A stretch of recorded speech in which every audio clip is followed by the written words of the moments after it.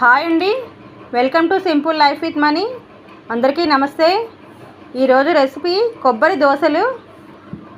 వీటికేమో ఒక గ్లాస్ బియ్యం తీసుకోవాలి. ఒక మిడిల్ సైజు కొబ్బరికాయ అన్నమాట. ఇది హాఫ్ చెక్ తీసుకున్నాను. ముందుగా ఒక గ్లాస్ బియ్యం తీసుకొని శుభ్రంగా 2-3 సార్లు కడిగి ఒక 5 గంటల సేపు నానబెట్టుకోవాలన్నమాట. వీటిని శుభ్రంగా కడుక్కోవాలి.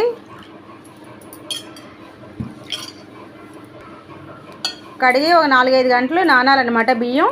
వాటర్ వేసి మూత పెట్టి ఉంచుకుందాం. ఇవి నానబెట్టుకోవాలి. కొబ్బరి ఏమో ఒక ముక్కలుగా కట్ చేసి ఉంచుకోవాలన్నమాట. కొబ్బరి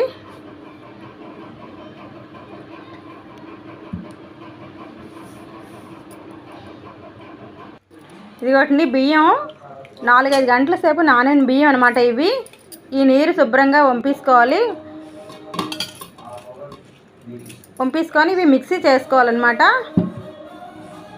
వీటిని మిక్సీ జార్లోకి కడిగిన బియ్యం వేస్తున్నాను. కొబ్బరి ముక్కలు అనమాట కట్ చేసి ఇలా పెట్టుకోవాలి. ఇప్పుడు మిక్సీ జార్లోకి బియ్యం వేసుకోవాలి ఇలా. నెక్స్ట్ దానిలో కొబ్బరి ముక్కలు, మనం తరిగి పెట్టుకున్న కొబ్బరి ముక్కలు వేసుకోవాలి. ఇందులోకి ఒక 4 మిరపకాయలు, ఎండుమిర్చి, 1 స్పూన్ జీలకర్ర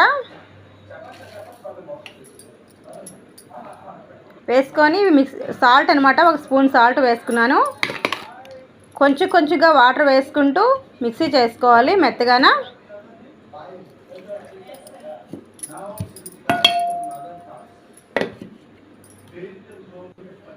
ఇది మిక్సీ చేస్తాను మెత్తగాన. ఇది ఒక బౌల్లోకి వేసుకుందాం.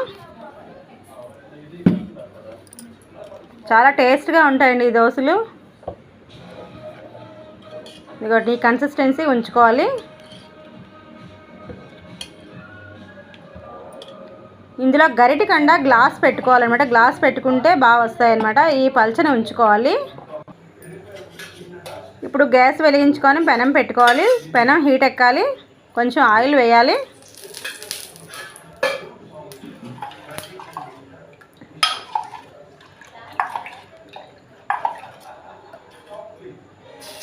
ఇప్పుడు ఇలా దోశలా వేసుకోవాలన్నమాట. ఈ కొబ్బరి మిక్సీ చేసిన దాన్ని